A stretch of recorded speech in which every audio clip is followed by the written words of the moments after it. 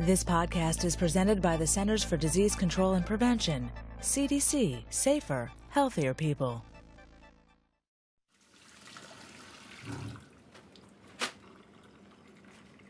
Hello, I'm Dr. John Jernigan from the Centers for Disease Control and Prevention. Your doctor has chosen to admit you to this facility because you need high-quality medical care. The healthcare providers here want to do everything they can to help you get well and to avoid complications. You came to the hospital to get well, but you should know that each year in the United States, patients get more than 1 million infections in the hospital while they're being treated for something else.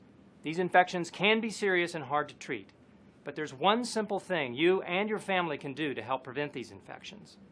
Wash your hands and make sure that everyone who touches you, including your doctor, cleanses their hands too.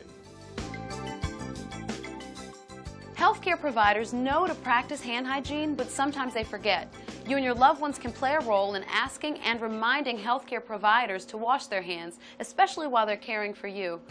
It's important to remember that healthcare providers aren't the only ones who need to practice hand hygiene.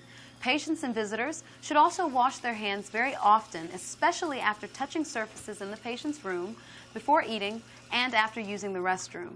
I hope that you'll become involved in your medical care by reminding everyone, especially your healthcare providers, to wash their hands. Please remember, you can get an infection in the hospital while you're being treated for something else. You can help prevent infections by asking your doctors, nurses, and visitors to wash their hands. Doctors and nurses encourage you to remind them to wash their hands.